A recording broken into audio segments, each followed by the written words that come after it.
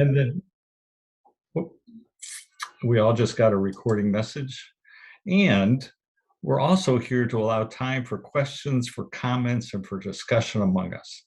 And we hope to set aside a good portion of our time to do that. We will finish at exactly, or maybe even before, 6 o'clock. So it's a 2-hour session. And again, we're on Zoom, and I think we all gotten pretty proficient on Zoom. But I would ask that you keep yourselves muted until called upon. We currently have 34 people online with us, so to have 34 people talking all at the same time will not be productive at all. If you want to ask a question or offer a comment, please use the chat box to begin with. While our speakers are presenting, we will have 3 presentations today leading up to the time for questions and comments. And then also raise your hand if you have the ability to do that. And at the bottom of your screen, there's a place for reactions. You tap on that little box and you can raise your hand. And I'm very happy to have our Zoom host, Marina Udotic, who's managing our Zoom presentations today. And so she'll assist me and help me to acknowledge those that have raised their hand, and we can offer that chance for comments. So, and then, this is a chance to be very civil. So I hope we have different opinions, different thoughts, different approaches to how we want to do things, different thinking about housing here in our city of Edmonds. But I do hope that we honor all those thoughts, and we do so in a very civil manner. So let's all remember that we're friends here. We live here together. We're all neighbors, and that's always a good thing to remember as you deal with people. So with that, our agenda. Let me see. I got one here. So we're going to start today by having Dwayne Leonard. I'll introduce Dwayne in a minute more formally than just say that. Dwayne is Executive Director of the Snohomish County Housing Authority. Or the Housing Authority of Snohomish County, I think is the correct way to say that. And then after him, Mike Rosen, just a friend to all of us here in the Pacific Northwest or in Edmonds. And Mike is well known for his skills in communication and has served on a number of organizational boards here in Seattle and the like. I'm going to share a few thoughts, and then we go into our chance of participation. And that should be really the fun part for all of us in this meeting. But we'll be able to react to the various messages that we do have. So with that in mind, let me just say a few things about Dwayne Leonard, introduce him, and have him start. Dwayne has been with the Housing Authority of Snohomish County for 26 years and currently is the Executive Director. He grew up here in South Snohomish County. He graduated from Montlake Terrace High School. He's also a graduate of WSU, came back home, worked here in our community, and we're so glad that he's presenting to us. He presented to us last month at our membership meeting, and he's going to build upon the presentation that he did last month. And so, Dwayne, please lead us and start a discussion about housing here in Edmonds. Thank you, Tom. I appreciate it, and appreciate the opportunity to speak. So I just have a few slides to share. I was going to really just talk about the need and the supply of housing.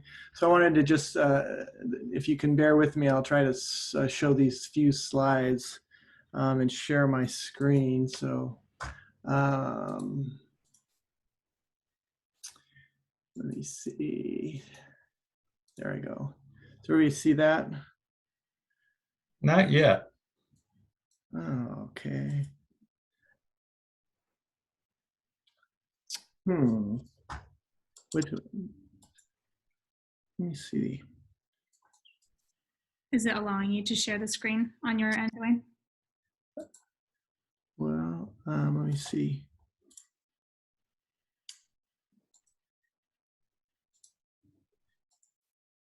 Maybe I didn't do that right. Share screen. Well, I have to choose the screen. That's it. Choose which one to share. You'd think I'd be better at this by now. How about that? Does everyone see that? No.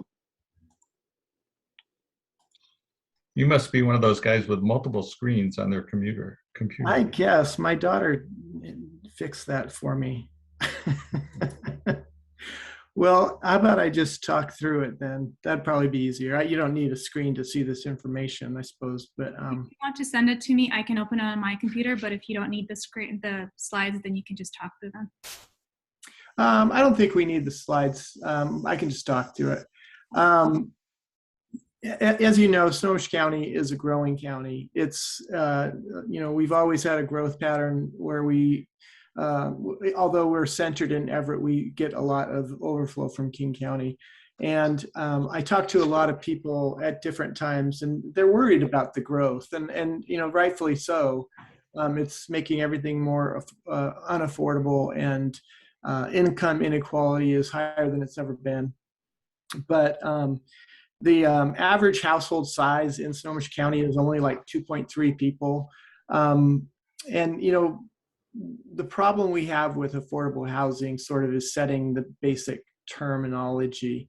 And so I don't really want to get into all that, because there's all kinds of different definitions, but essentially the term for affordable housing is what an individual or a family can afford, what housing they can afford that meets their needs.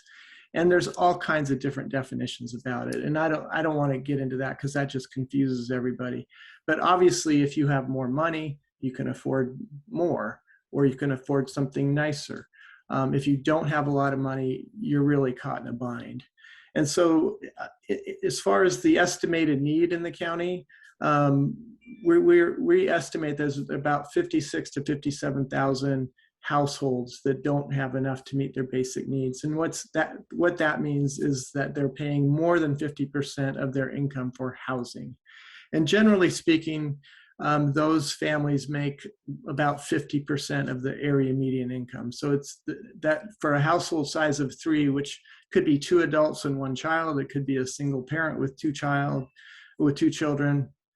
that's about $53,750 a year. And to many people, that's $53,000 a year sounds like a lot of money, but the median incomes in our area are very high. And so that puts you at $53,750, puts you at 50% of median income, right in the middle. And I remember when my niece first moved here from Spokane, she got out of college and she was making $50,000, and she thought she was just rolling in dough, and she got a job with Nordstrom, which was her dream company, and she's working downtown. And she started getting paid her paycheck and her salary, and she couldn't even make ends meet. By the time she was paying $2,000 for a 1-bedroom apartment, she was bringing home about $4,000 a month. By the time she was net of taxes, it was about $3,200. When she paid $2,000 of that for rent, she was left with $1,200 for all of her other bills, for her food, for her car payment, for her clothes. And of course, when you're at Nordstrom's, I think it's a duty to buy clothes. So she very quickly found out that $50,000 did not go very far. And so it's very difficult for people that work at lower wages to earn enough money to live, to earn enough money to live in the area. And so we estimate about 57,000 households of low income. Our agency, the Housing Authority of Snohomish County, we assist about 6,200 on a monthly basis. The Everett Housing Authority serves another 3,600 or so. And then there's about 10,000 other families that live in other income restricted units. So all in all, those add up to about 20,000 units that are income restricted or that are subsidized in some way, shape, or form. So 20,000 out of 57,000, we serve about 1/3 of the need out there. And that's important to remember. Of all the income restricted units out there, because there's many more than just what we serve and what other income restricted are. There's a lot of private developments that have been done with tax credits, and those are additional units, but we only serve about 5% of the overall need at different income levels, which is not a lot. And as a reminder, the year prior to the pandemic, the unemployment rate in Snohomish County was 2.4%. In 2019. The average over the course of 2019 prior to the pandemic was 2.4%. So that is considered virtually full employment. Everybody is working. There was help wanted signs everywhere. The pandemic sort of shifted that, sent a lot of people home, but virtually everybody was working. And yet we still had 55,000 families who are paying more than half their income in rent. And that's really where my agency comes in and tries to help people, because a lot of people are working, they're just working at low wage jobs. And we help people through units that we own and also through the voucher program that we administer. And there's a lot of, I think, misconceptions about the voucher program. In particular, I think during the Reagan administration, there was this idea that people were sitting home, and the idea or the terminology of the welfare queen came into the current lexicon. And people think that you're just sitting at home, getting benefits and got your feet kicked up. And let me tell you, the benefits that people get are not enough to live on. So it's not easy to live on public assistance. And I get that feedback all the time, even from my own friends that know what I do. I went to school at Washington State University, as Tom mentioned, and through that association, I met a bunch of people. One of them, a very good friend of mine, is a farmer in Eastern Washington. And he asks me all the time, why should I have to pay extra taxes for people who won't work or don't want to work? And I looked right at him and I said, what makes you think that people that are in our programs don't work? I mean, I said, generally, most of the people in our programs do work. They just work for low wages. And the ones that don't work are generally seniors living just on Social Security. Our voucher program serves about 4,000 people a month. And 71% actually of our voucher holders are either elderly families or have a disabled family member. So they're either a non-senior disabled household, they're a senior household with a disability, or they have a child with a disability, and that's 71%. So that leaves only 29% of our vouchers that actually are used by families, by non-elderly, non-disabled families. And I think that surprises a lot of people. In addition, of all of the voucher holders in our program, 36% of the people on our program are children under the age of 18. And that's a big misnomer too. You don't realize how we serve more children than anybody except for the school districts and the state Department of Children and Youth Services, formerly DSHS. And most people don't understand that too. And so, and what we really have to wrap our heads around, I think, is, and really all too often, homelessness gets wrapped up into a lot of other problems. A lot of people think that if you're homeless, you're a drug addict or you have mental health challenges. And it's true, there are homeless people that do also suffer those conditions. But generally speaking, a homeless person just is a person without a home because they can't afford a home. And that has a lot of implications. If we continue to conflate homelessness with all those other problems, then it's too easy to demonize poor people who find themselves in dire circumstances sometimes. And that's not right, because there's times when people have precipitating events, crises occur in their life, and they become homeless. And that doesn't mean they're going to be permanently homeless. They can get help and get out. And that's really what I want to suggest today. And it's very common for people, especially when they find out about, the housing authority is going to come, or they're going to buy this building or that building. It really ratchets up the level of fear that we encounter everywhere we go. And I'm just here to say, I'm just want to try to ratchet that fear down a little bit. I've lived in apartments before. I live in a house now. I'm the same person I was when I lived in the apartment as when I lived in a house, just at a different point in my life, I guess. So anyway, I'd be happy to. I'm really looking forward to the discussion, and I'd be happy to stay on and answer questions. But I'm going to give it back to Tom to let Mike talk. So. Thank you, Tom. Dwayne, thank you so much. Thanks for kind of setting the stage about housing and what's happening in the county. Most people don't realize that half the people in the United States live in 50 counties in our country, and I think there are over 2,000 counties in the country. And what's the other interesting statistic of 3 of those 50 are in Washington State.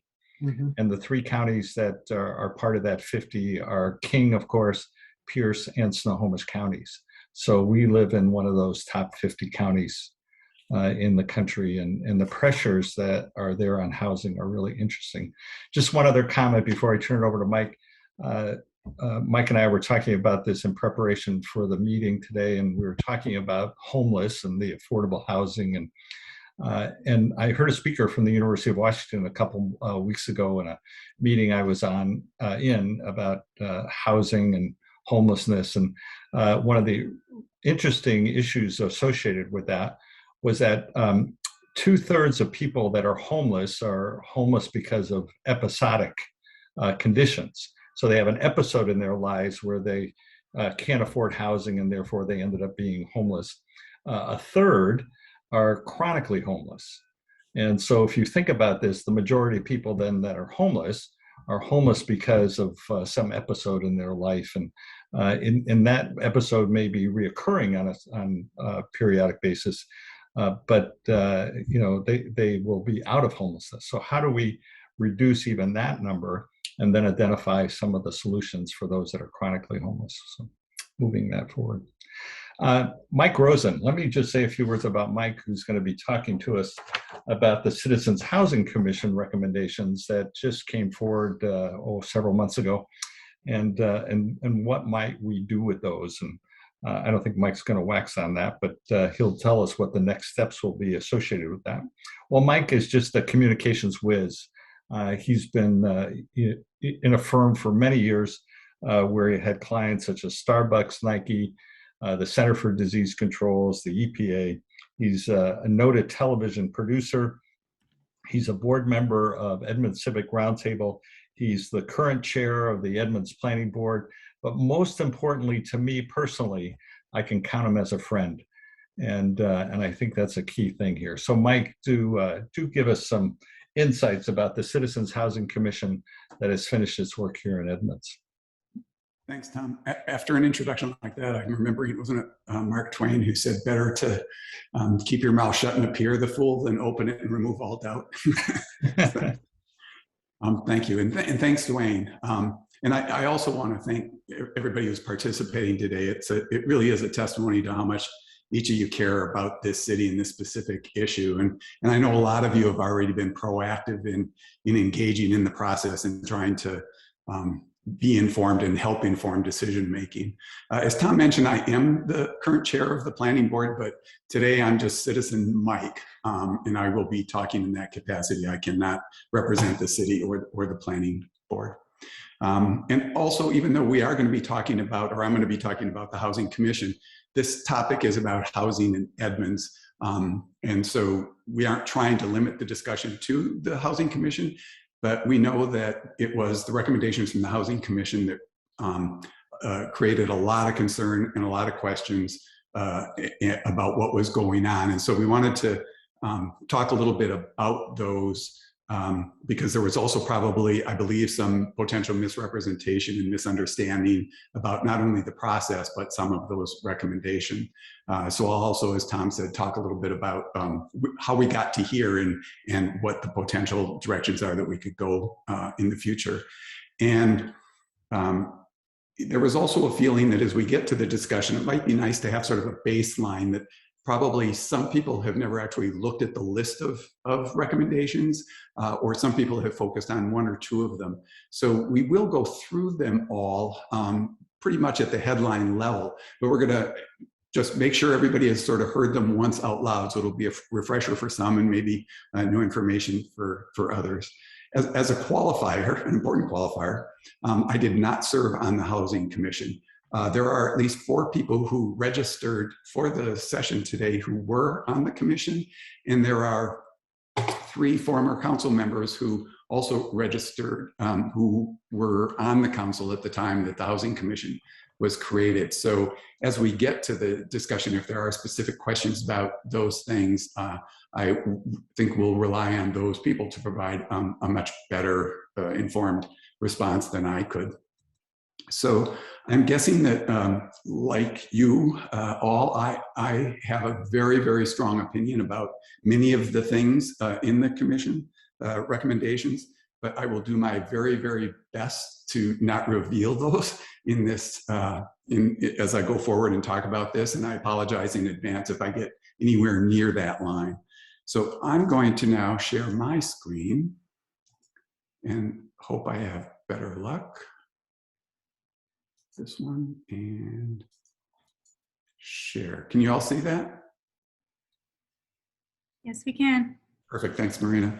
And I encourage you, there will be a lot of words on the screen. I am now about to do the very thing I tell everybody never to do, a lot of reading and a lot of words on the screen. But I couldn't think of a better way, so here we go.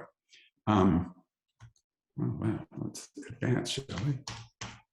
Well, now that's interesting. Okay, there we go. So most of what I'm going to tell you today is on the website that the city created. And I'll tell you this again at the end, but if you do want to look at any of this and have it as a resource, not only for the discussion today or the future, but it's at citizens, plural, citizenshousingcommission.org. So all these things you see in orange are on that website for you to, it's a lot of detail. And almost everything that I'm showing you or talking to you about today is available there. So here's a really short history of how we got to today.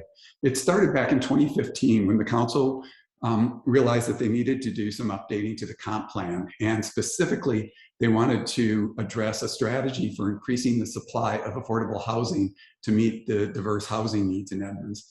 And at the time, one of the pressures that the council was feeling was an estimated 6,000 new residents expected to join us here in Edmonds by 2035. So that was a part of their motivation at the time. So they sat down and got some help and created a draft housing strategy, which, no surprise, suggested more affordable housing, more multifamily units, and some duplexes and townhouses. Well, the community responded, and not very favorably. There was a lot of concern, not necessarily just about the draft strategy, but about the representation in the process. So in response to that, the mayor and the council created a citizen housing commission in response to making sure that there was a better representation to the process. They gave themselves sort of 3 guiding principles to try to address that concern. One was anyone in the community should be able to apply. We should give these people enough time to do their job, and we need to make sure that the people participating represent the entire community and that the bowl specifically is not overrepresented. So here's how they decided to do that. They divided Edmonds into 7 zones. They assigned a council member to each one of the zones, and then each council member was allowed to appoint 2 people and 1 alternate. And the mayor was allowed to appoint 1 at-large representative and 1 alternate. So that meant there were 15 members and 8 alternates. 135 people applied, and I'm not going to read this, and it is available, as I mentioned, on the website, but you can see here's the list of the council people, which district they were, who they appointed as their participants, and who they appointed as their alternate. And some of those people, as I mentioned, at least 4 of them registered for this participation. They were given a mission. So this is what they were sent off to do. Develop diverse housing policy options for city council consideration designed to expand the range of housing, including rental and owned, available in Edmonds. Options that are irrespective of age, gender, race, religious affiliation, physical disability, or sexual orientation. I'm going to emphasize for council consideration. They had no authority beyond giving recommendations to the council. So public engagement, I'm going to go off that a second. One of the concerns that I have heard more than once and read in responses to the newspaper was, one, the representation that, you know, who made these decisions, how were they picked? So I just went through that. The next one that I've heard a lot of concerns about was, I didn't know. And I'm coming to this, we're coming to this too late in the game, and this is too far along, and I didn't know. So I thought it would be helpful to just share what the city did. And I think it's fair, we all have opinions about execution of different strategies, but I did think it would be helpful to just point out, here were the tools that they did. They had 22 commission meetings, all of which were open to the public. They did 4 surveys, which were available online. They sent email notices to community groups, asking them to send them out to their constituencies. They did press releases to get them published. They used their social media platforms. They sent out 2,500 postcards to individuals. They mailed 600 randomly selected residential addresses. They got 2,400 responses to the 4 surveys. And again, you can look at all of this online. They did 4 open houses, only one of which sadly was able to do in person, but there were 3, so 3 of them were virtual. There were a total of 3,700 unique visitors to those open houses. I mentioned earlier that they did the emails, or they reached out to community groups. There were 56 of those that they reached out to. They then did updates. They sent out housing memos, which sort of updated those who were interested in the community on what was going on in the status. And there were 27 of those. Again, all of this is on the website. And 660 people did register for the email list. They created the website that I've referenced for you, and they also created a blog. And as people are quite comfortable doing here in Edmonds, people felt quite comfortable reaching out to commissioners on their own, as well as council people and the mayor. So people were also proactive in engaging those organizations. So this is what they created. And this is, so this is the document. This is where the recommendations exist. And you, if you wanted to call that up, if you did want to go into more detail, because what I'm going to share with you again is the headlines. And there is much more detail about each of these recommendations in it. And you can see it, that they put it to bed on January 29th, and a couple days later just offered some corrections to it. So there were 15 recommendations, and again, we'll go through them one at a time. So they did 15, and of those, it was decided that 9 of them were subject to planning board review, that the council could not take action without them going through the planning board in the process.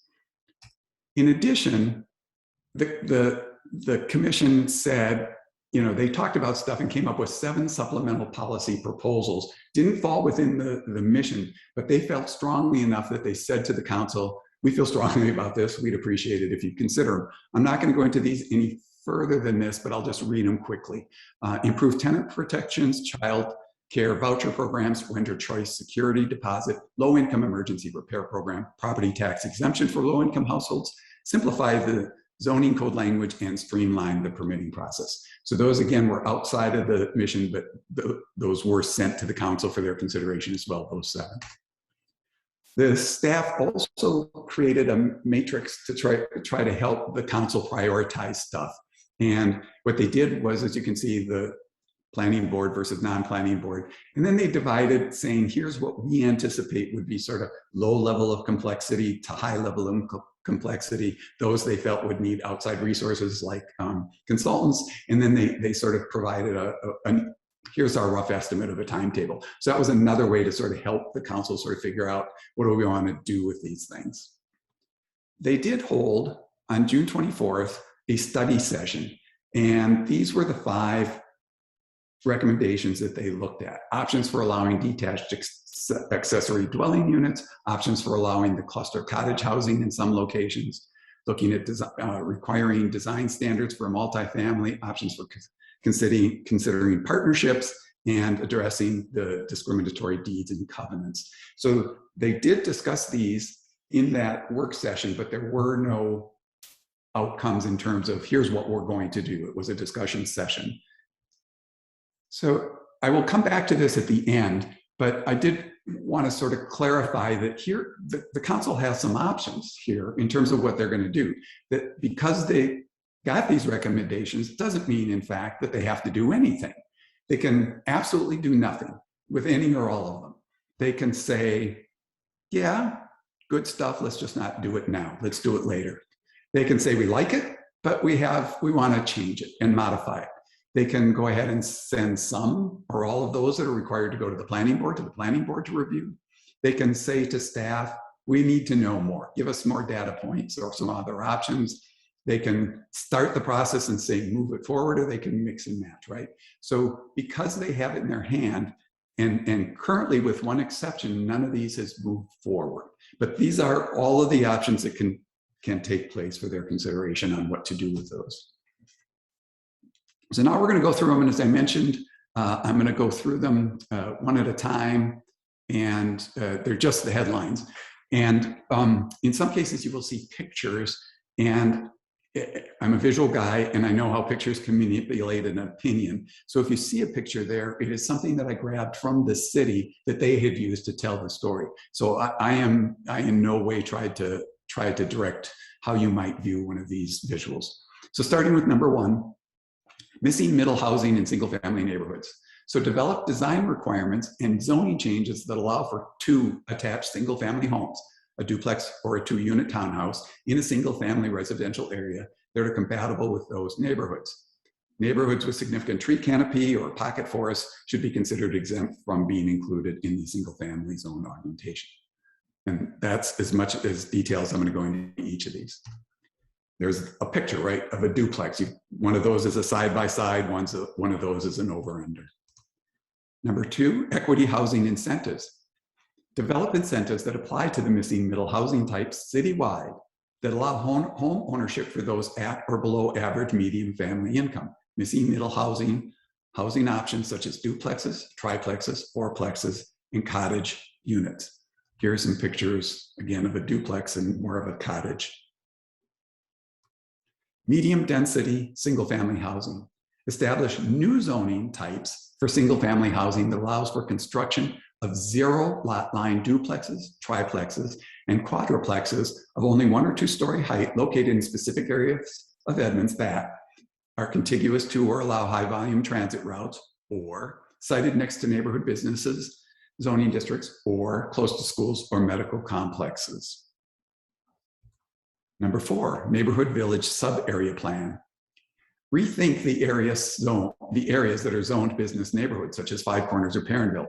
Plans should create unique, thriving neighborhoods and social gathering points with surrounding properties to integrate the community values that include missing middle housing, business opportunities, and environmental stewardship in those areas.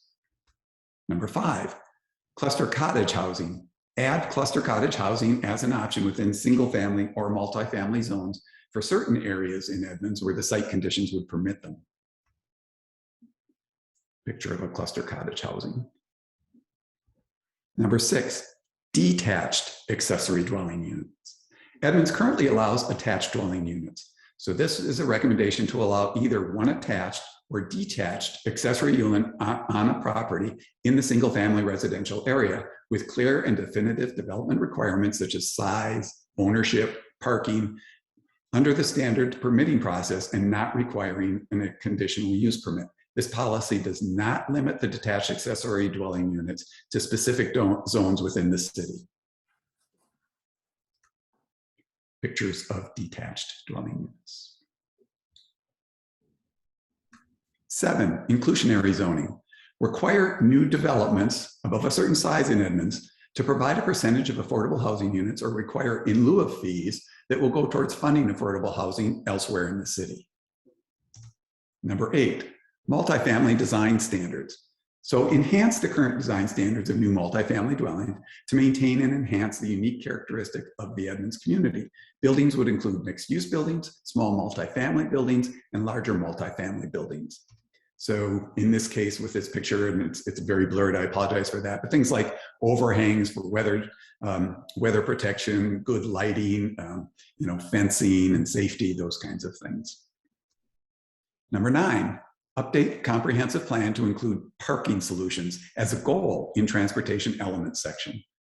So the recommendation is adopt language that includes parking solutions as a goal defined in our transportation element under the city's comprehensive plan. Current traffic impact fees assessed by the city to new traffic contributing developments to our community currently do not allow these fees to be allocated to solve parking solutions in our community. 10, multifamily tax exemption. Make significant changes to the multifamily tax exemption as it currently exists to create a third low-income eligible category, mandate 25% of the units be set aside, currently it's at 20, create incentives for additional units or floors if the 25% is reserved, require that eligible products include some 2+ bedroom units, increase the number of residential target urban center areas, create incentives for developers to renovate existing multifamily apartments, and ask the legislator to extend the current multifamily exemption limit beyond 12 years.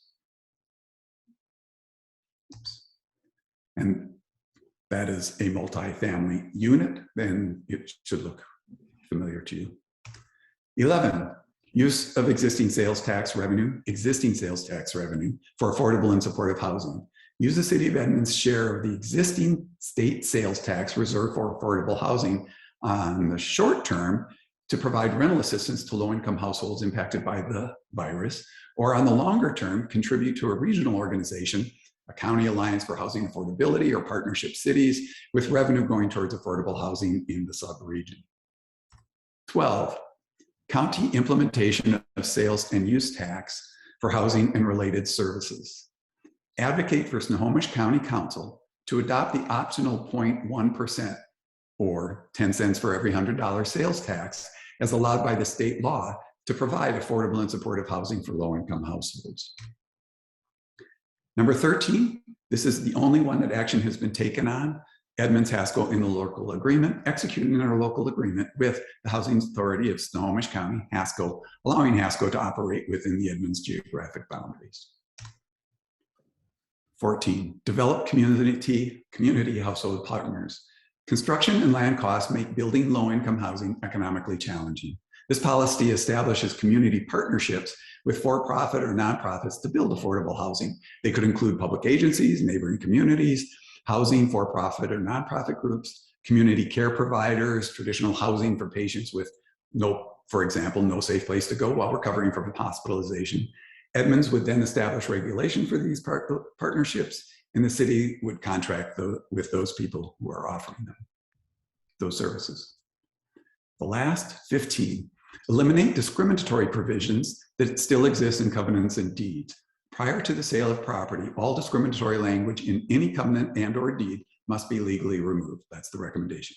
Historically, many parcels of property in Edmonds had legally binding language prohibiting the sale of that property to individuals based on their race, religion, sex, or other discriminatory provisions.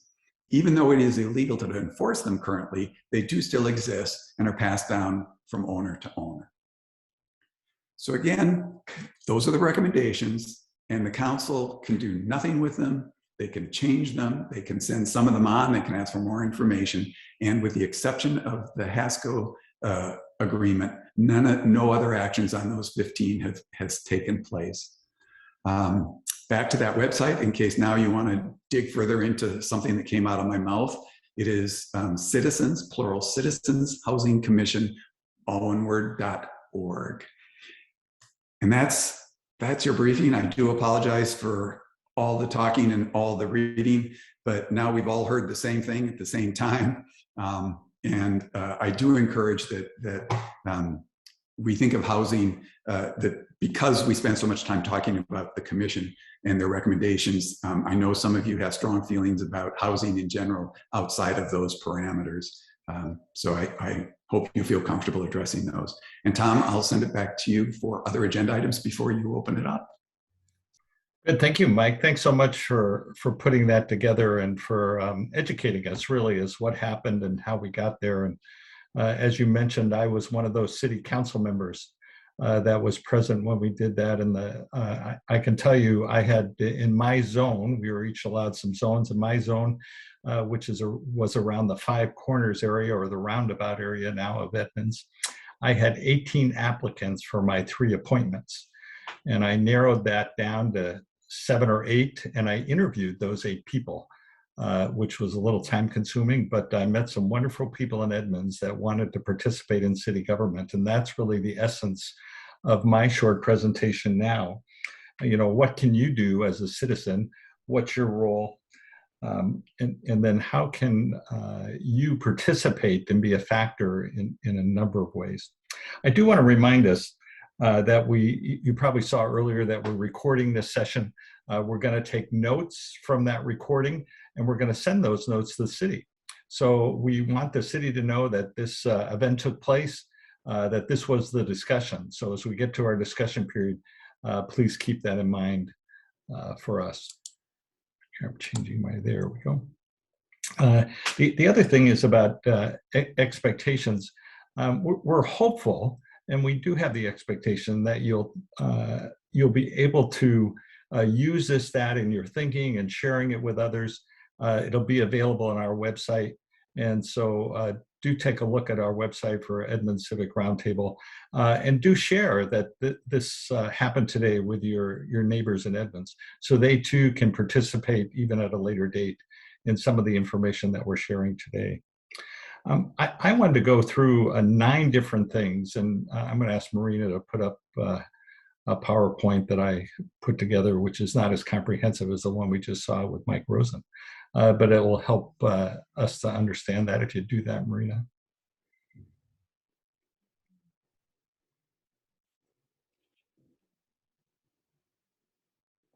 I can see she's staring at her screen, ready to put it together. There it comes.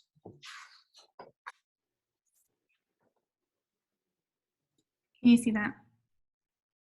Yep, and put it in the slideshow. There it is.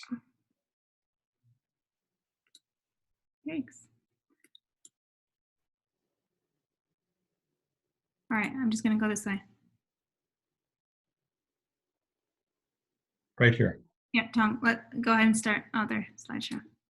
Yep.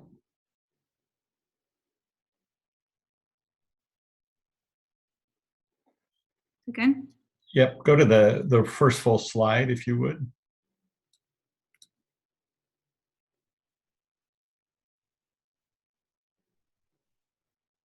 Which is now, you've added 2 slides to it. So go to slide 4, slide 4. I gave you some time for notes. Yeah, there you go. Thank you.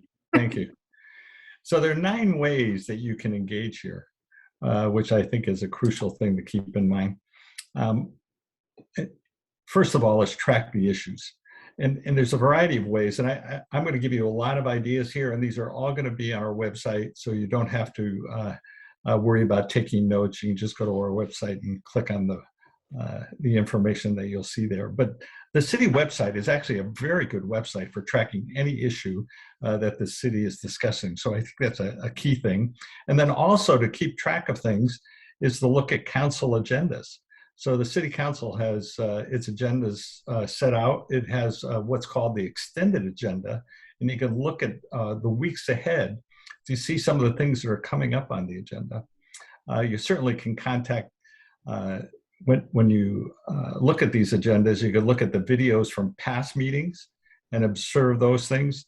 And you can always track this in the 2 big news sources that we have in our city, such as My Edmonds News and the Edmonds Beacon. And so those are really key factors to have. One of the things that Mike mentioned in his presentation was that 600 and some people signed up to get emails, and you can sign up to get announcements about any issue that the city is addressing. And so that's an interesting thing for you to be able to do. You can contact the mayor directly as a second option. You know, write to the mayor, certainly email the mayor, or call Carolyn LaFay, who is the mayor's assistant, and set up an appointment with the mayor. So there's some direct contact that you can do. In fact, I was talking to someone about this just the other day, and they said one time they were very disturbed about something and were sent a letter to the mayor, and the mayor called them back. And so that was when Dave Earling was mayor. Dave had a great knack of his ability to reach out to people and to interact with them and to visit with them. The third thing you can do is contact council members directly. And I remember when I was a council member, I tried to respond to every single email that was sent to me. And on some of the issues that we had, I would get hundreds of email, and it was just impossible to respond to all of them. And so I would be selective a little bit about those. But the impact that was astounding. You would get a lot of different emails on various issues. And I would say, golly, I got 57 emails on this, or I got 102 emails on that. And I think the impact of those multiple emails is really important and talks about the measure of concern that our citizens do have for various things. Reaching out to staff. You know, we have various departments in our city. We have administrative services department, we have the city clerk, we have community services, we have development services, economic development. We actually have a department just around the cemetery. We have fire services, human services, police services, municipal courts, parks, recreations, and public works. Those are a lot of departments, and you have the ability as a citizen to reach out to all of them and to ask questions. You know, certainly participate in public outreach and public meetings. I think that's a really crucial way of showing up. And I know it's difficult to do that. And again, in Mike's presentation, he talked about the numbers that participated. I think there were 3,200 at one time that he had that were had participated, unique participants in the various surveys. That's actually a pretty good representation. I don't know how many times we've had public hearings on something and no one shows up during my city council years. So showing up and participating in public outreach, I think, is a crucial element that you can be involved in. If you go to the next slide, there it is. So write or respond to letters to the editor. We're so fortunate to have these two publications in our city, and people do and are involved in that. Participate in elected or appointed capacity. This is interesting because you can run for public office. Currently, we have, I think there are nine publicly elected individuals in the city of Edmonds. We have a mayor and 7 council members, but we also have a municipal court judge. Now, there are some qualifications for the municipal court judge that are unique, but you can participate by running for public office. And I was fortunate that I was able to do that and enjoyed my 6 years on the city council. We also have, besides the mayor of the city council, there's a port commission. There's the public facilities district. Well, the port commission is an elected role, but these are some appointed roles that are really important. The public facilities district is appointed. You have the Verdant Healthcare Commission, various water districts, the Snohomish County PUD, the school boards, the Snohomish County Council. Those are all voted positions. And it would be interesting to run for public office. You learn a lot about life running, and I know there's a couple of candidates on our Zoom call today. They could probably share a lot about the experiences they're having running for public office. We also have various boards and commissions. I think there are, I'm going to count these now, 1, 2, 3, 4, 5, 6, 7, 8 boards within our city that are appointed. Commissions, we have 3, 9, we have 10 various commissions with our city, and we have 3 standing committees that citizens can participate in. There's a variety of ways to participate. Usually the way these things work is that the council appoints some of them sometimes, and the mayor appoints some. Most of them, especially the boards, the mayor recommends individuals and the council has to approve those. Then you can work on a campaign. Now there's an opportunity to doorbell to meet some of your fellow citizens and put those things together. I think that's really crucial. But probably the most important thing you can do as a citizen is to vote. And I would really encourage people to vote. Edmonds does very well on voting. We have a higher percentage of people voting than any city in the county. And but still, it falls. It was just over 50% for the primary. It's still, that means almost half the people didn't vote. And so I hope you are encouraging your friends and neighbors within the city to vote. Marina, just stop doing screen sharing now, if you would. Thank you. Thank you. I feel like I'm back now that I can see all of you. So there's ample ways to do that. And what I can say, I'm going to echo something Mike said earlier. The fact that you're here shows that you care enough about our city to participate. And that's a really key element, that you do participate and you do care.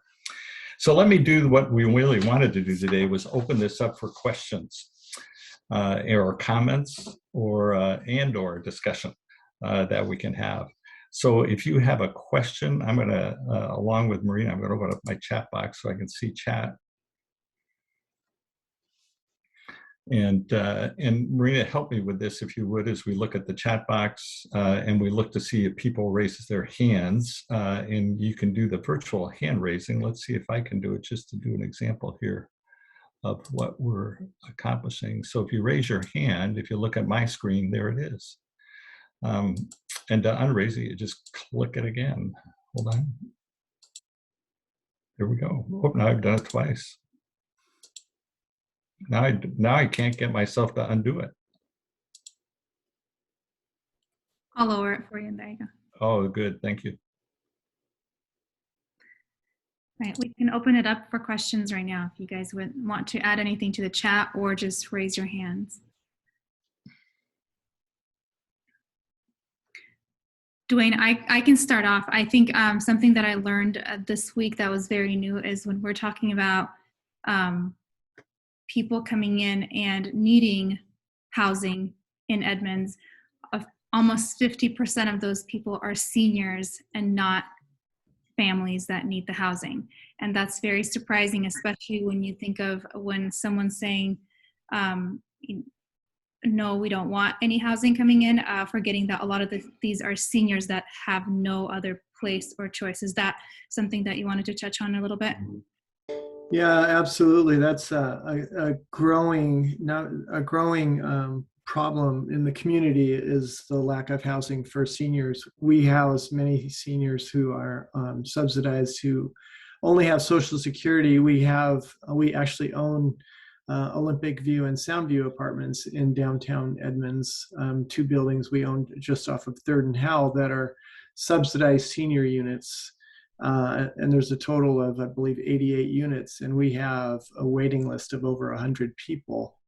And those units, unfortunately, do not turn over very often. And so, you know, I don't know if we'll ever be able to serve all 98 of those people on the waiting list. So it's a serious situation and a serious affordability issue, and it's growing worse. So we had a oh, sorry, Marina.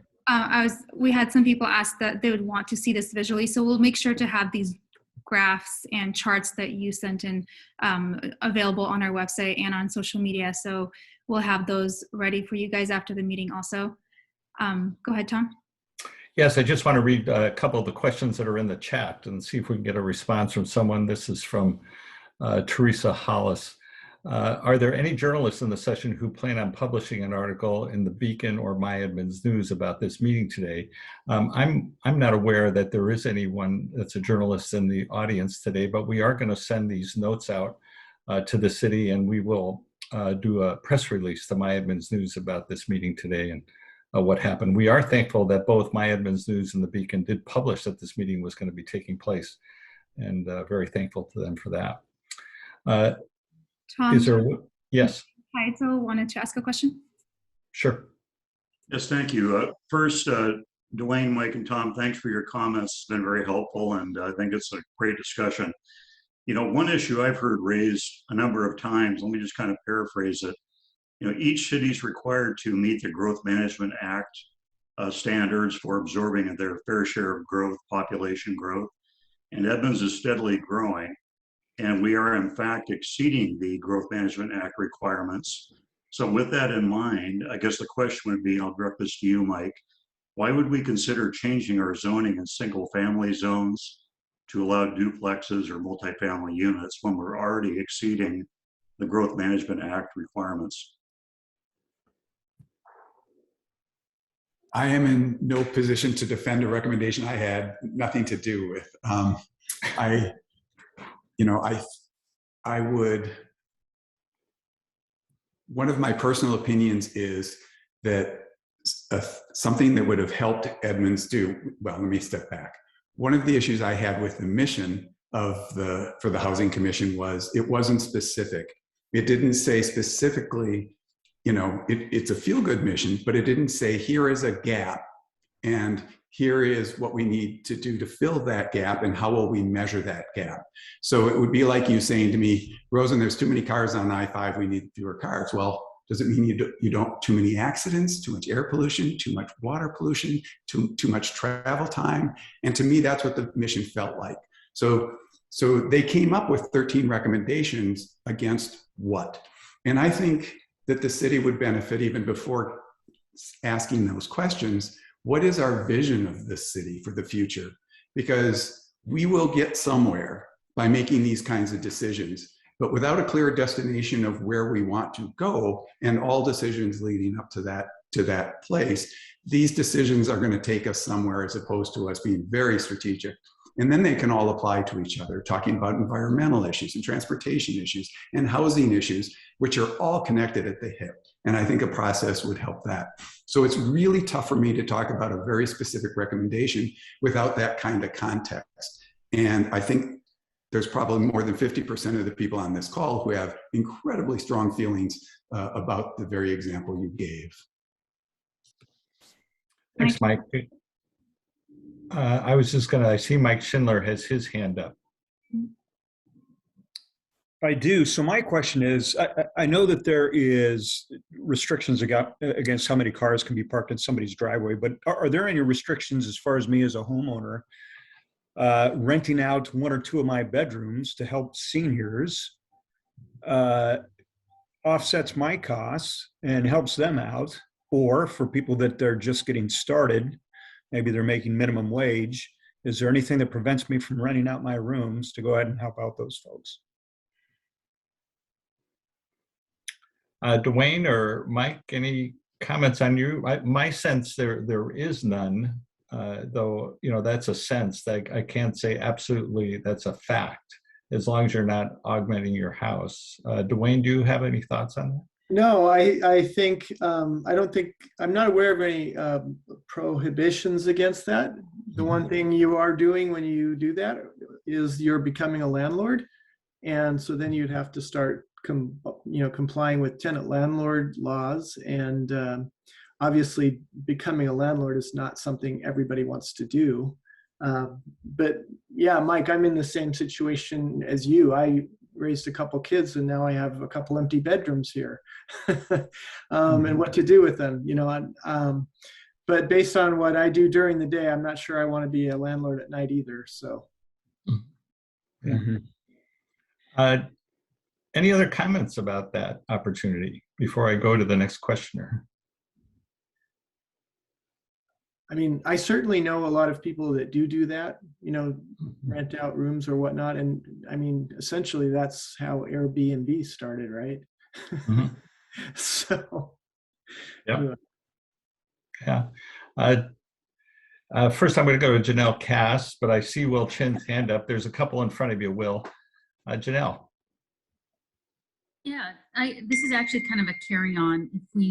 It was an interesting statistic to hear that we're just at about 2.3 people per household. Do we know approximately how many ADUs are being built or requests for permits for ADUs going on? And is there some way we can make that, I guess, more enticing before we jump to the DADU that seems to be so controversial? I'm just going to open that up for anybody who might know. I see Vivian Olson on the line, and she's a current city council member. Don't mean to put you on the spot, Vivian, but I don't know if you know that particular one in terms of the planning, having the planning department know what permits have been given there. Teresa, I see your hand. Just so you don't have to hold it up, I just want to acknowledge you for a minute to tell you I'll put you on my list to call on. But Vivian, do you know an answer to that? I do not. It doesn't seem to me like it's been a hugely popular thing. It seems to me like it's when somebody has a family member who's needing to be a little bit more cared for, that they start thinking about and looking at making those changes within their own homes. But I haven't seen there be a real push for developers to, build houses that way in the first place. And I think there is a place for that here. I think I would like to see more of that. Yeah, and I would second that. I think certainly that's an option. I think a lot of the attached dwelling or attached accessory dwelling unit zoning changes have just occurred recently at a lot of cities as they adopt different changes. And it takes a while for those to become general knowledge in the public sphere and then to actually go about building a house and getting that. So it does take a while from when it's allowed to when it starts occurring. And I don't think we've seen strong adoption of that yet either. I think the only other thing that I would add to that is it's not another opportunity for housing purchase and equity building, which is one of the things that is being looked for when we are talking about things that are a little bit more affordable. But detached ADUs aren't that either. So they're the same that way. Yeah, thank you for those comments. Roger Pence, you had your hand up on my pecking order of lists here. Thank you. I am just wondering to what extent the city of Edmonds ought to be cooperating with our adjoining cities in Southwest County, particularly Linwood, Mount Lake Terrace, and Briar, and the unincorporated pockets in and around those communities. It seems to me that we're all pretty much alike when it comes to the situation of needing more affordable housing for more people. And I personally don't see anything magic about those lines that separate our Southwest County cities. And it would seem to me, speaking from my logic, that we all ought to be working together in a cooperative way to provide more housing, more affordable housing for more people, because we're all in the same boat. And I'm just tossing this out for spur the conversation. Mm-hmm. Good comments, Roger. Thank you. And I'm going to go to Ralph Sanders. Ralph? Hi. Yeah, I'd heard that the state has mandated or is in the process of mandating doing away with single-family residence zoning, and that's being replaced by duplex or multifamily zoning. What's the status of that? Is that true? And how does that affect the city? Mm-hmm. Dwayne, do you have any comments on that, or do you have any knowledge? I'm not aware that that's been a topic of discussion in the Washington state legislature. I know the state of Oregon did pass an initiative like that. So perhaps that'll give the members of the Washington state legislature an idea. But to my knowledge, that's not a topic of discussion at this point yet. Vivian, do you have a thought on that? Yeah, I had not heard that it's being discussed in our state, but I was assuming that it was coming because it is in California and Oregon already. That was one of my thoughts about if we did a special multifamily designation that was duplexes only, that it would protect us if that state mandate came down and got rid of single family zoning, that wouldn't end up touching duplex zoning, which would keep those possible duplex protected zone from becoming multifamily, which might happen otherwise. I would like to look more into what's happening in Oregon and California when they disbanded the single family, how it came about and what became allowed when that happened. Teresa Hollis, you've been very patient with us, so I do want to call on you. I see your comments in the chat, but do share that with the group, and they may not be reading chat. Yeah, thanks, Tom. Let me back up. I've been following this topic for a while, and just to answer Janelle's question about how many ADU permits applications have been submitted. Those numbers were reported by Shane Hope in one of her routine reports to the council. I believe it's in the agenda packet for the May 4th, 2021 council meeting. And the same report, I think, was presented to the planning board, Mike Rosen, the week before that. So, but it's, I'm sort of looking through my notes to find the actual slide. Oh, here we go. Number of ADUs permitted in 2020 was 6. The number permitted in 2019 was 7. The number permitted in 2018 was 9. So over the 10-year period of time that Director Hope presented, there were 54 ADUs permitted. And Teresa, do we know how many were actually built? A lot of people get permits but don't move forward after that. That wasn't part of her report. Right. Yeah. And you had some comments too about single family zoning in Yeah, Washington so the State. state of Washington had a bill before them. I'm trying to remember the name of the representative that drafted it. I believe they were in the Renton or Des Moines area. Anyway, they decided not to advance the bill out of committee to, quote, outlaw single-family dwelling, single-family residential zoning like Oregon had. And they decided instead to let the local jurisdictions decide. So that's when Montlake Terrace got involved, Shoreline got involved, Kirkland changed some small zoning areas, Mercer Island changed some small zoning areas.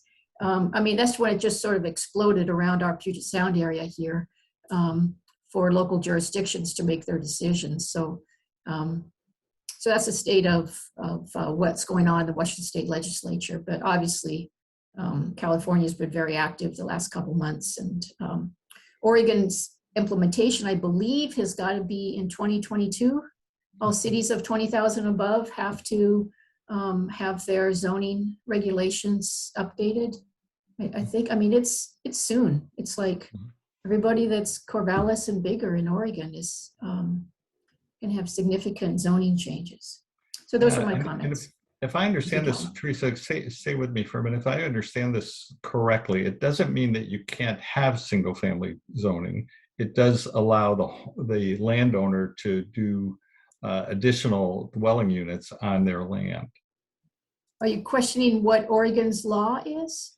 Just what does it mean to outlaw single family zoning? So it doesn't mean you can't have a single family house on a piece of property. It just means that homeowner has the opportunity to do more than that.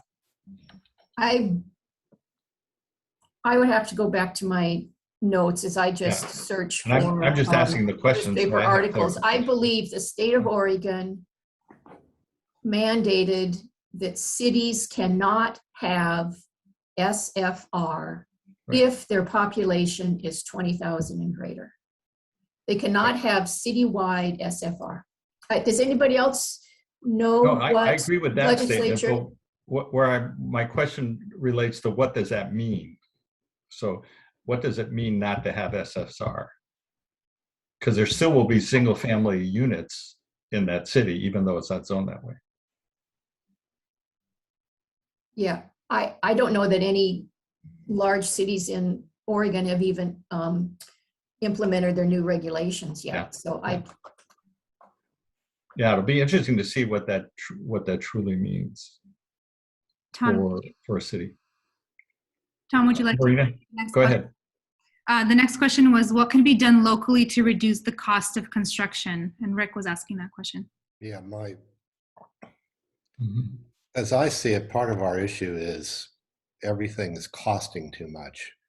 Even if you got rid of a single house on a lot, for instance, if you look at, there's a development, I live in north part of Edmonds, and up by Beverly Park Boulevard, there were a number of single-family houses, but I guess it's been rezoned, and so now there's a developer that's going to put up about 8 fairly large townhomes, 3.5 stories tall each, and it's kind of overwhelming for the area.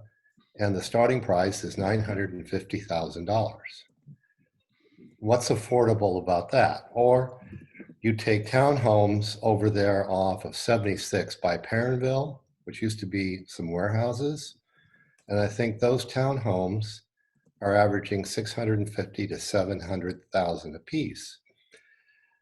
And I think the problem is it's not economical. A developer buys a half-acre lot and then can subdivide that into 7 or 8 parcels, and that's the only way they see it as economical to actually produce more housing. But I'm not certain it makes it affordable. Now, one last thing I was going to comment on, I've been sort of a follower of tiny homes, and I'm not talking per se just tiny homes and trailers, but there are some movements that the country needs to get more involved in, even with detached accessory dwelling units, a manufactured approach where they can be dropped into the site, because that cuts the construction cost. And I think the city of San Jose is looking at that. And there's some startup firms in the Bay Area that are looking at building those kinds of units to make them more cost effective. I think a typical ADU with a stick build approach, might cost $300,000 to $350,000. That's really not very affordable to support. I don't think you could, you'd have to have a rent of at least probably $1,200, $1,500 a month to support that kind of investment. So the whole country's got a problem with affordability. And the example, and one last comment I was going to make, the example is interesting from Dwayne talking about, somebody making $50,000, a family of 3, and then more than half their rent is their income is going to rent.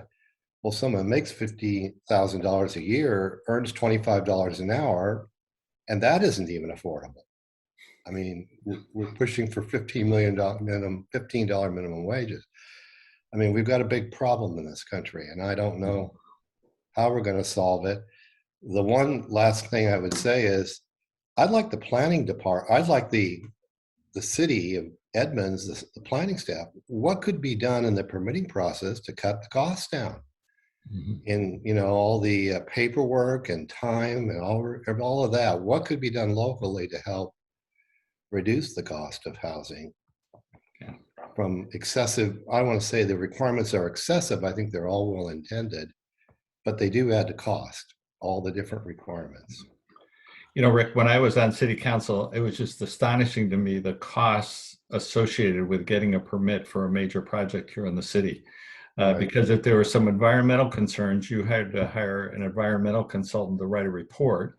Then you had to pay the city so they could hire a person to review that report to make sure it was sound. So you had really 2 environmental activities happening, and you understand the principle around that, and I can see why that was important, but it just added to the costs of that project, and who's paying for that cost is the people that are going to live there. Right. That's who's paying for it. I do want to get back to Will Chin. He's been very patient. Will had raised his hand earlier, and just want to acknowledge that. Will. Thank you, Tom. Yeah, my comment was going back to Dwayne's comments about he's having some empty room in the house. I have a friend. Oh, first of all, can you hear me? Yeah. Mm-hmm. Okay. Well. Yeah, I have a friend high school friend who just sent their kid to Edmonds College, and he, of course, want to improve his English like what I did 20 years ago, 26 years ago. Was looking for a host family. So he had to rent a room within a home that's occupied by a 83-year-old lady all the way up to North Linwood. So it takes like 45 minutes to an hour to take the bus to go to school. Anyway, that's a live example. So anybody who have an empty room, maybe work with the college and I need one, so contact me. Mhm. Other comments, Marina? Yes, let's go to the next one. It would be from Judy Gladstone. Judy, would you like me to read it, or did you want to get on and speak? I guess I can read it. I mean, I was interested in Dwayne providing some insight about some of the data that is available around the numbers, particularly about the types of housing and their suitability for the population needs. Because one of the things that was pretty stark at the Housing Commission was looking at what the growing population needs are and comparing it to the housing that's available or going on the market. And so, you know, looking at those two things, so to me, it's not just the numbers, but the types of housing as well. And I was wondering if you could illuminate on that. Sure. Yeah, that's interesting. An interesting question. I'm not sure I have all the data other than perhaps my own personal experience. Like I mentioned, I raised 2 kids, and we have a house with the yard and all that kind of stuff, and we have parks nearby. Very fortunate. But my kids are out of the house now and graduated from college and out earning their own way now. And that's not what they want. They want a little apartment in the city where they can go out and have breakfast and this and that. And they don't want cars. My daughter's renting an apartment right next to the light rail station that's going to open up pretty soon.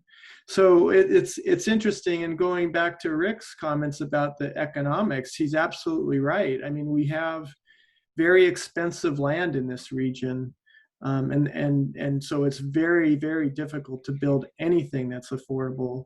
And when you couple that with zoning, and then with a developer or a builder that's trying to go build something, he can only build what the bank will lend him money on. And if he wants to build some experimental kind of housing that can house more than one family and that sort of thing, he may not be able to get financing from a bank because of, let's face it, banks are not big risk takers. They want to make sure when they make a loan, it gets repaid. And so all of these things kind of combine to make it very difficult to experiment with housing, so to speak. I mean, that's why everybody is just driving it's either single family or multifamily, and there's not much in between because it's too risky. And a lot of times the zoning doesn't allow it and all those sorts of things. So generally speaking, it takes bigger developers who have money and who can hire expertise to basically take the time to push all those changes through. And that's not always the best way to go around things, about things, but that is what ends up happening. It's not going to be a single family homeowner that wants to do something that maybe his neighbors think are weird or something, but might turn out really nice. He just doesn't have the capacity to go through the process and get sort of churned up by the process. So, but definitely the types of housing we're seeing built are smaller units because they're smaller families. And yet you drive around to these single family areas and the houses all seem like they're puffed up with air. They're even bigger than normal and more square footage, and yet that family sizes are smaller nowadays than they were 40 years ago. So I think you're starting to see a shift on smaller houses because, let's face it, you have smaller lot sizes because land is such an expensive component of the total cost. Dwayne, while you're talking, I wanted to ask you this question about when you look at the need in Snohomish County for affordable housing, what percentage of that population that fits that need would be considered seniors? And I don't know if the number is 55 or older or 60 or older. Yeah, I think it's 62 and older. And actually, it's hard to pin that down because it's actually a significant growing portion as all of us baby boomers are aging and retiring. It's becoming a bigger and bigger portion. I don't have those numbers in front of me, but that is part of what's included in the growth management estimates. Right. Yeah, and I think that's a real key factor with that. I want to respond a little bit to Rick Koenig's comments about affordability. I use the quote about homelessness and 2/3 being episodic homelessness, 1/3 being chronic homelessness.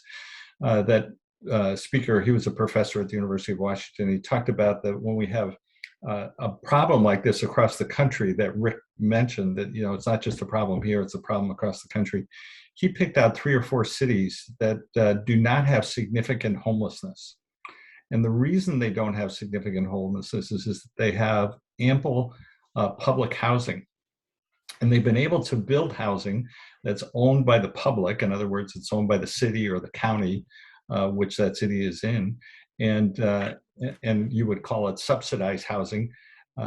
But it's well maintained. Everything is going well for that. People do want to live there because it's affordable. Put that together. Last month, when Dwayne talked to us about housing that his organization is trying to address, I discovered there are 3 buildings, right, Dwayne, that your organization owns in Edmonds. So I've been on city council 6 years. I was unaware of that we had that. And you walk by those buildings, they look like the building right next door that's not part of that. And so it's hard to pinpoint them unless you know that they're there, because they're so well maintained and that provides affordable housing. So it was this professor's inclination that the only way we're going to solve this, just because of the cost, is to have it through a major government program across the whole country. Because banks aren't going to lend to developers and private enterprise can't solve it. Was that Professor Colburn's? Yes. Yeah, that was really good. Very interesting talk. And that that's good to mention, because there are different housing models in other parts of the world. I mean, in the single family zoning and the single family neighborhood and the single family house on a 1/4 acre lot that we have in this country really just developed within the last 60, 70, 80 years. It really just started to develop after World War II with the advent of mass consumption of the automobiles and being able to drive farther and farther out to suburbs. So it's really kind of a new thing, and now we're seeing maybe that we're pushing up against the limits of it actually. So because we can't keep building roads and freeways farther and farther and farther away from our city cores, because as we all know, we've all been in traffic and it's gridlocked and you can't get anywhere, and that's unproductive as well. So yeah. Other comments, Marina, have you seen any on the chat? I'll keep going with the comments. So there's a comment from a cell phone going, recognizing the growing population, adding housing reduces the tree canopy and adds surface, which, so they were asking, why didn't the Housing Commission work in collaboration with the Climate Task Force? And going forward, how can we get housing decision makers and environmental advocates to work together to look at both of these? Yeah, those are good comments in terms of putting that together. Of course, the Housing Commission is now dissolved. Mike, am I correct by saying it's dissolved? Its work is done. It's really transferred its work to the city council now, and the city council has to do something, with that, of which they've only done one thing in terms of that. So, but that's an important comment about housing in and of itself, is that it takes land and developers. I remember when I was on city council and a developer was, presenting to the council about this, going to build 8 homes on this area, and he was to a certain extent forced to cut down the trees because the road he had to build and how he had to build utilities in. Now he was replacing those trees with new trees, but you could tell he didn't want to cut down the trees because that just added to his costs, and he didn't want to add to his costs, but yet he had to, and the city didn't want him to cut down the trees, but there's no other way he could do the development without cutting down the trees, and we need the housing. So you can see the dilemma associated with that. GB has their hand up. Whoever GB Can you is. hear me? It's Gerald Bernstein. Jerry Bernstein, can Hi, you hear Jerry me? Bernstein. Hey, Yep. how are you doing? Yeah, I just wanted to make a brief comment about the issue of homelessness because it gets muddled. And you were quite right to make the point of what you called episodic, and I refer to as acute homeless, who are usually homeless for a year or less and solve the problem and get back into a life. They do well in temporary housing. Many of them are not on the street. They're living with relatives or friends or whatever. They have a place to live, but they're still considered homeless, and perhaps rightly so. But the chronic homeless are the issue that you're not solving with with housing. And this information I got from HUD and NIH and other agencies. And I wrote an article in my Edmonds News, I think a year and a half ago. These are the people that are a problem. And when you muddle it together and you say the homeless without making the distinction, we're talking 75% of the chronic homeless are alcoholics, addicts, psychotics, and criminals. And there's a certain percentage of people who are opportunistic. Say, well, heck, I can live in the street. It doesn't cost me anything. I don't pay any taxes. And, it's an easy life. And they may be only temporary. The treatment for this is or the way of dealing with this is some kind of therapy. Indeed, many of the homeless appeared on the street in the 70s when the psych hospitals were closed. There were some legal issues that went to the Supreme Court where they came out with the decision that you can't hospitalize people who aren't a direct threat to themselves or somebody else. And so the streets suddenly filled up with the psych patients. And so we have to deal with these people in a benevolent way. They need help, and the help is in the form of some kind of therapy. And that sometimes requires institutionalization. Another thing is that we have to consider that we have to enhance the policing and the enforcement of the laws that allow people to foul the streets and increase the safety, become a safety issue and a health issue both to themselves and to the public that actually pays for it. So I'm throwing that out just as a point of clarification. Thank you. Thanks. Thank you so much for those comments. What's interesting, if you saw the movie Nomads, which won an Academy Award either for Best Actress, I believe, and was nominated for, I might have won Best Picture. But it was interesting about this group of people in the country that travel about from place to place to place, and it's don't have a permanent home and maybe have a post office box somewhere and occasionally pick up a mail there, work odd jobs as they work themselves across the country, or maybe retired and receive retirement benefits from that, but don't have a permanent residence per se.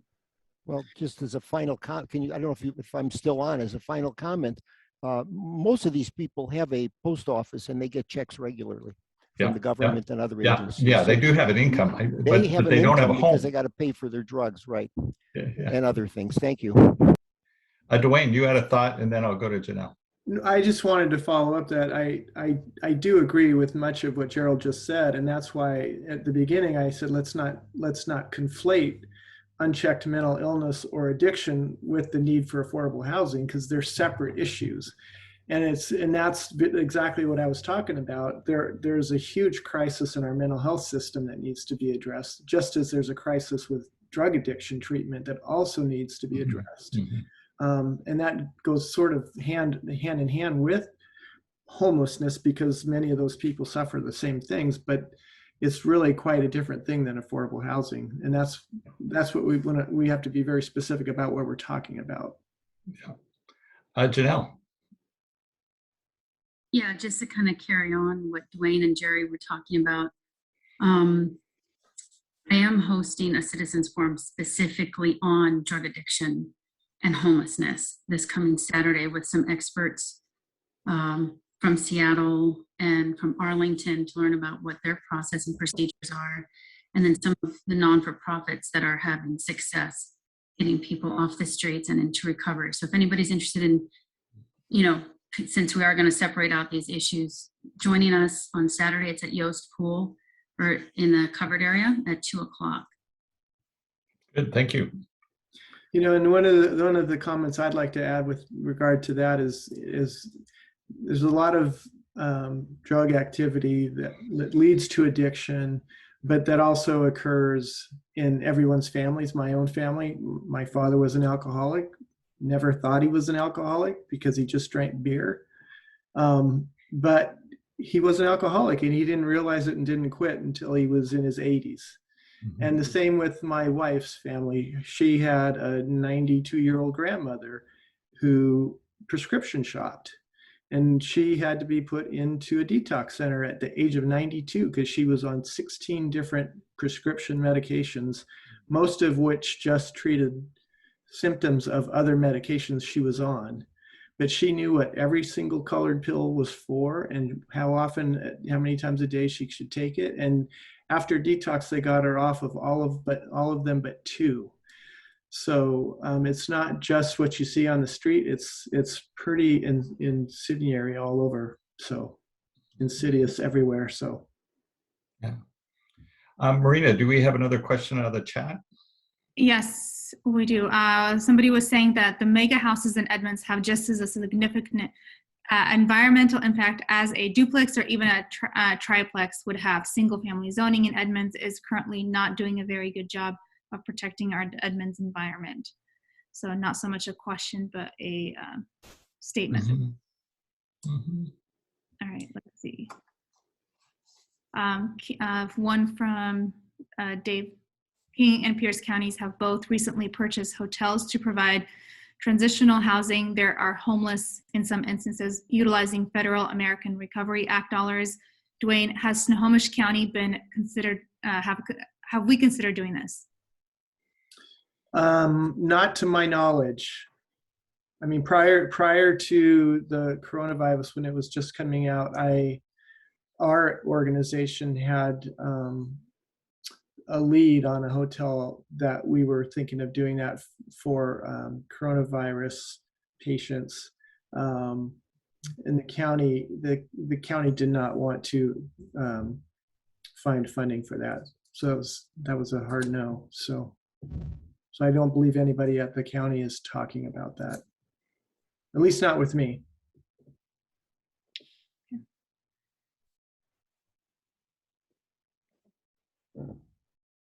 All right, I'll go to the next one. I think the biggest concern is that big money developers want to build the horrible things they're building in Kirkland, Ballard, et cetera, and destroy the town. They're not cheap housing. We appear to not be addressing this issue.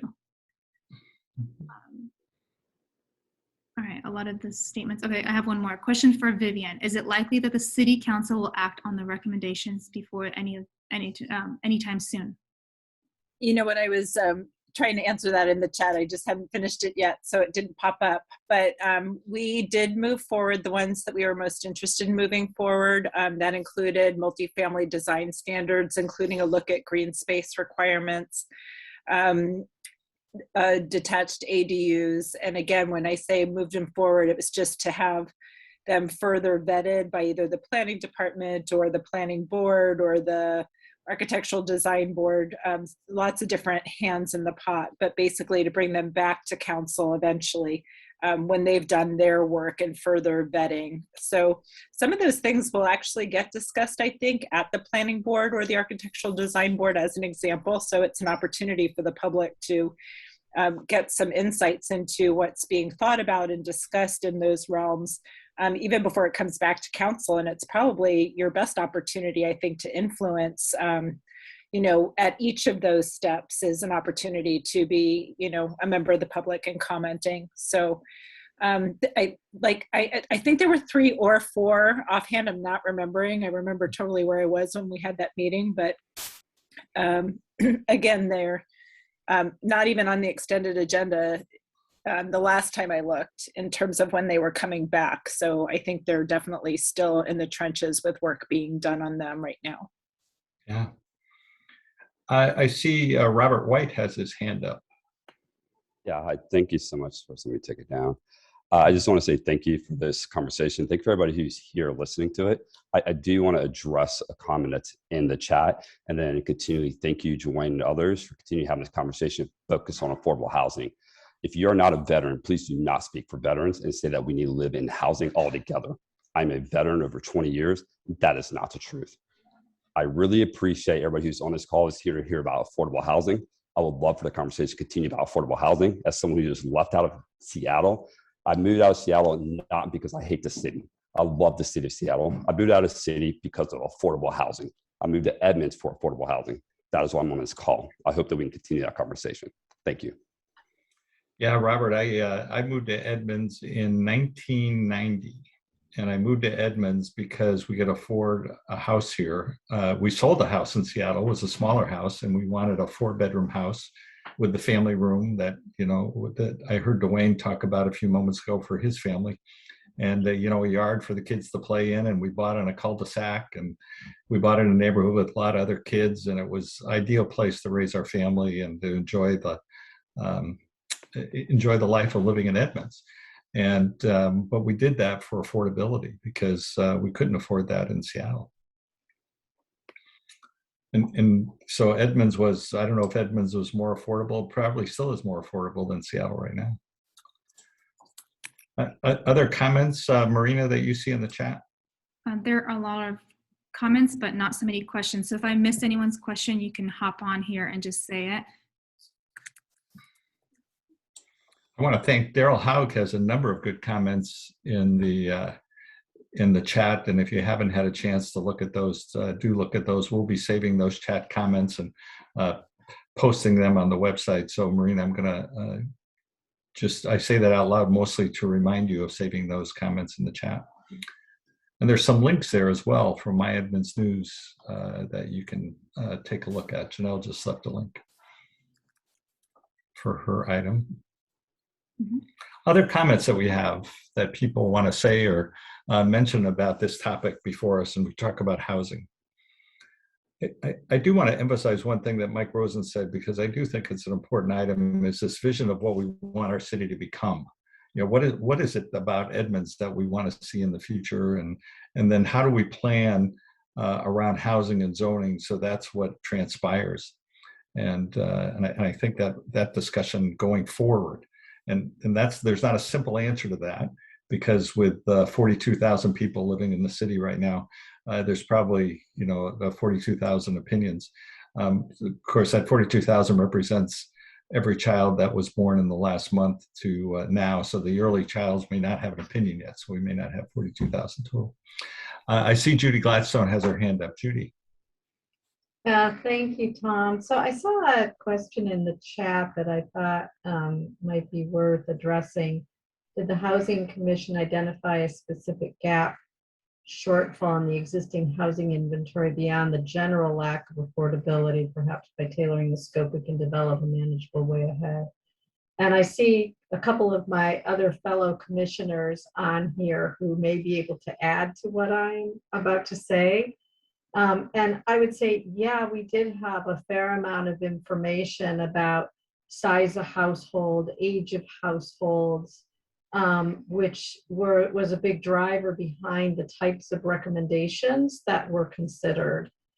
So for example, the number of households that are 2 or 3 people versus the size houses that have 4 bedrooms were really, they were absolutely in contrast to one another. And so the policies that came out of the commission were definitely shaped by where there were discrepancies between the types of housing inventory and what the population needs were. So Will, I don't know if you want to add anything. I see Jim, I think you're there too.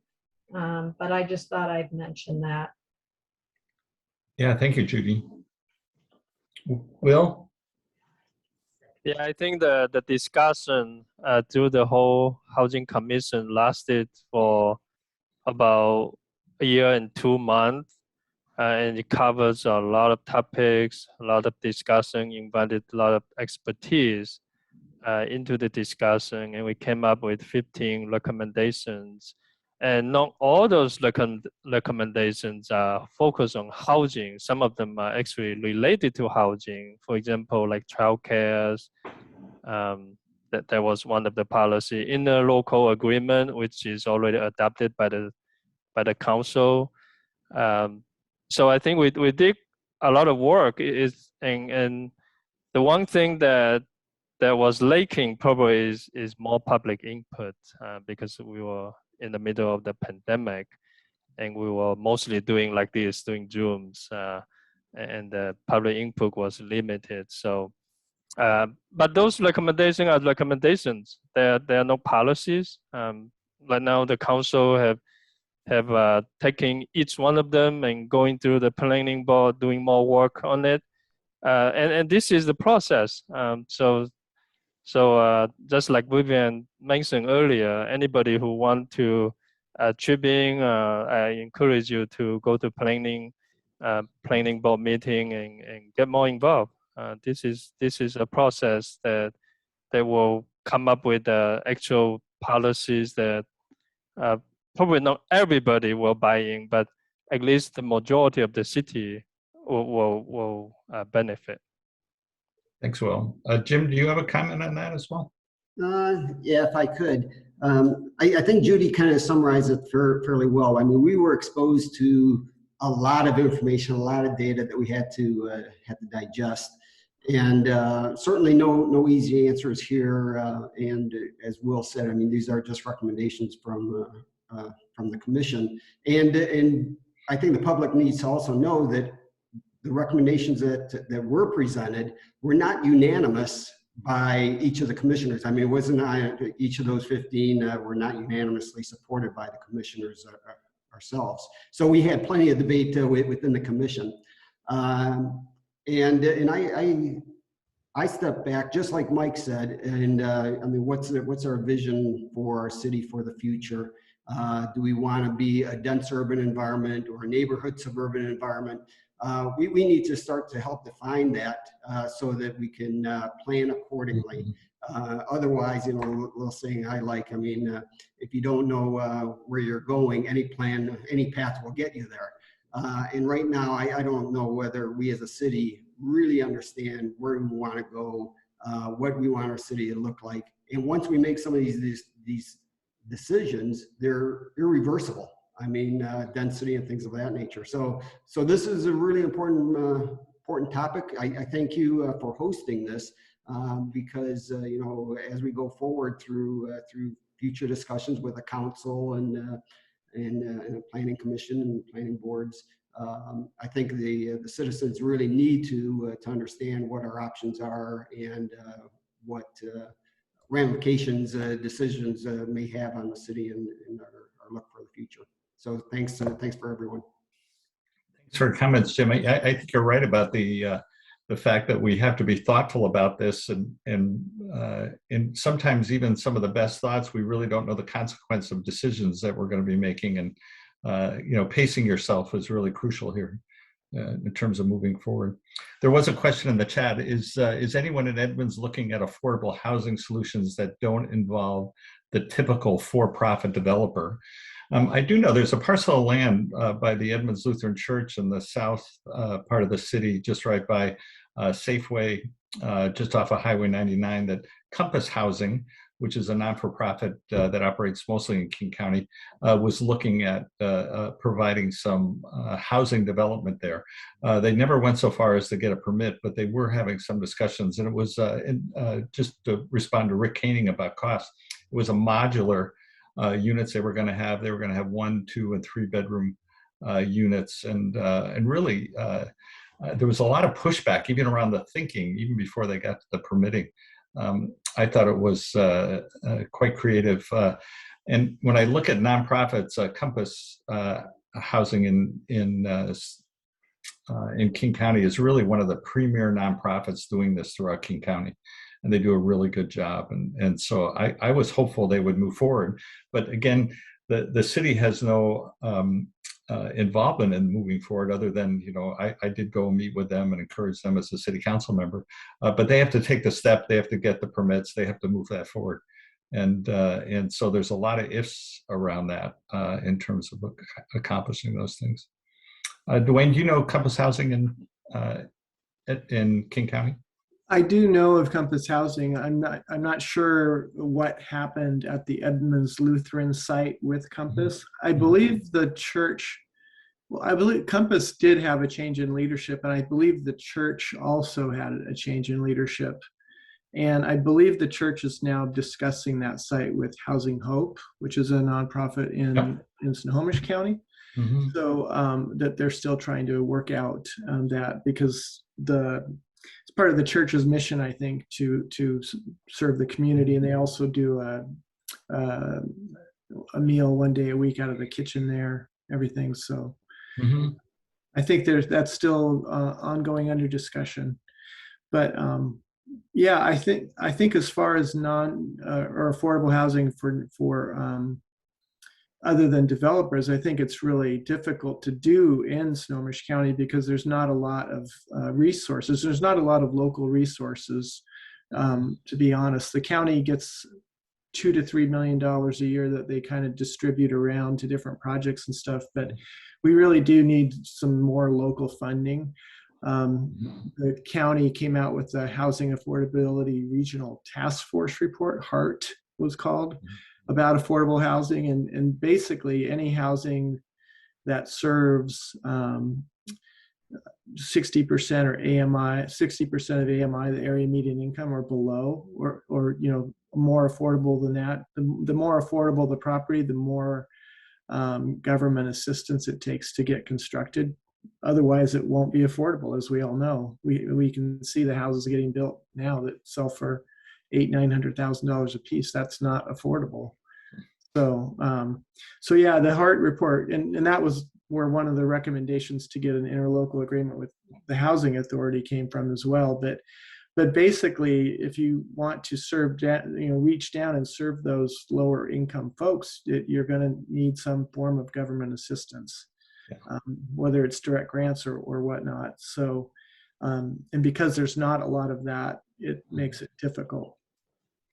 Yeah, the not-for-profits that I'm familiar with that are involved in housing are using a combination of publicly available funds, mostly federal grants, some state grants, but also philanthropy associated with that. I was involved in a project with Compass Housing in King County. That was actually, it's right by Costco, just south of Costco, where they built a building. And I think $7 million was philanthropic dollars, and another $8 or $9 million was government grants of some sort. Right. And that's like with the Housing Authority also, we don't have taxing authority. We don't get tax revenues. We do administer the voucher program, but that's funded on a fee for service basis. So we get paid a fee when we get somebody housed, and that essentially covers the staff that we have working on that program. So when we, for example, the projects we purchased in Edmonds, we had to issue debt on it, so to buy them, and then we have to operate them in a way that they cash flow and make affordable. We own Edmonds Highlands on Edmonds Way there. We have owned it for 20 years. The rents are probably $400 to $450 under market. So that's how we try to bring affordability to the community. But so the rent is lower than market. It's, rents for a 2-bedroom apartment are still $1,400, which some of you might think that's not affordable or that's not cheap either. And that's true. I'm not going to disagree with you, but it is about $400 under market. And we still owe $7.9 million on the project, even though we've owned it for 20 years. This last 10 years, we hope to see that number drop much faster, like on a 30-year mortgage. The last 10 years is when you make all the progress. Yeah, that's right. So we have time for maybe 1 or 2 more questions before we close off. And Marina, I see your hand up. I do have one hand. I guess one thing, Dwayne, I was going to ask, is there a quota that each city has to meet for equitable housing and budget-friendly housing? Well, there's the Growth Management Act establishes targets. I don't think it's, I guess some people could call them quotas, but they're just considered targets. And I will say most cities aren't meeting their targets. And it's not necessarily because they don't want to, although there are some that are more difficult to work with than others, but it's mostly the fact that there's not a lot of available land, frankly. I mean, much of South Snohomish County is, let's face it, much of the South Snohomish County is built out. And that's why you're starting to see buildings go up higher, because most of the land is already bought and paid for by, private citizens or whatnot. So The only, and frankly, you know, a city like Edmonds or a city like Mount Lake Terrace or Linwood or ever, I mean, the only thing of value the city really has is the land. I mean, I know they have to record their buildings and their police cars and all that kind of stuff as assets, but those really aren't assets.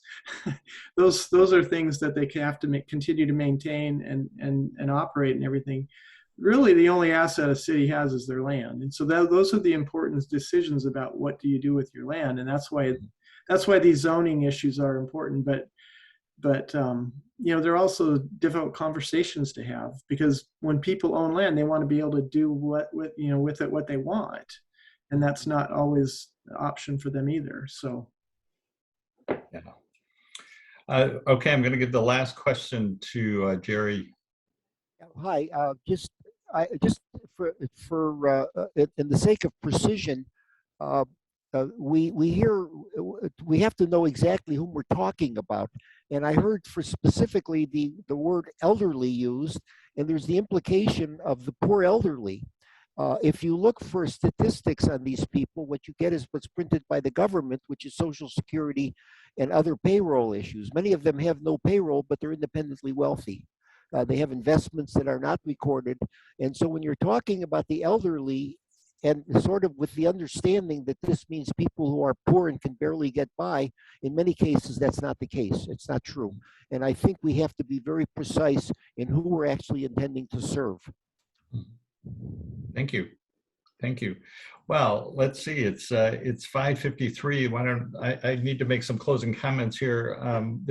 Mike Rosen just posted something in the chat that is well worth looking at, and I'm not going to take the time to read it, but I hope you've had your chat open and can listen to me and read at the same time as you look at as his comments here.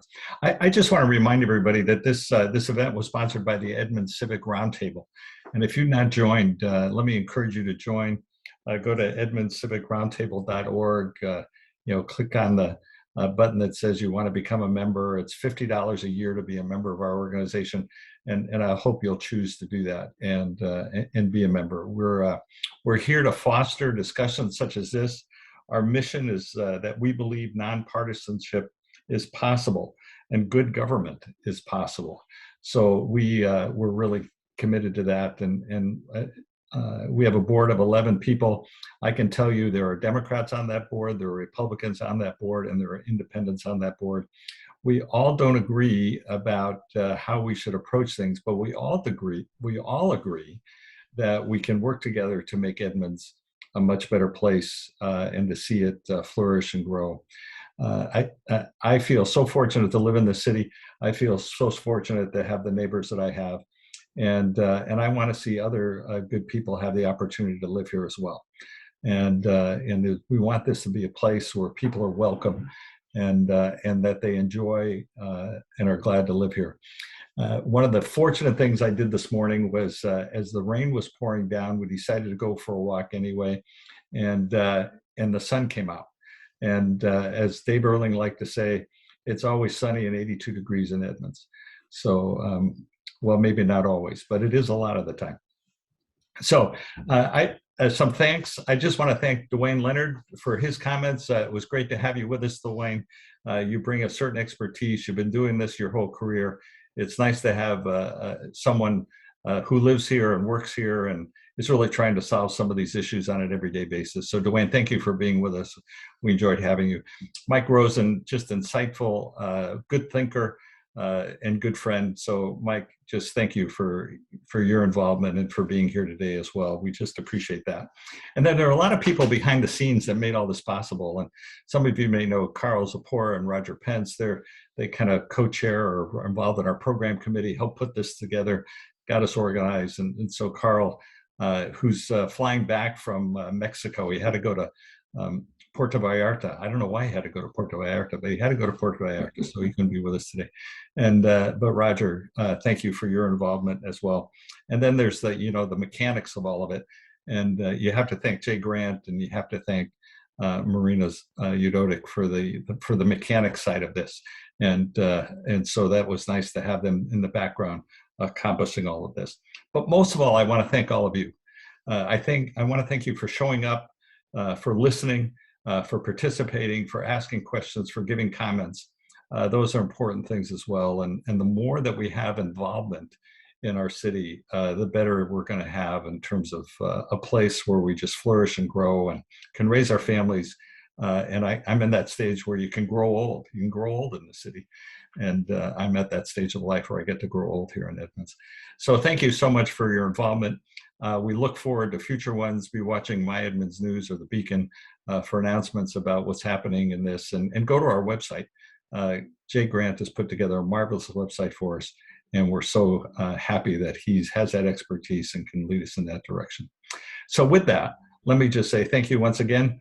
And I'll look forward to the next time we can get together as a big civic group and discuss an issue that faces our city. Thank you.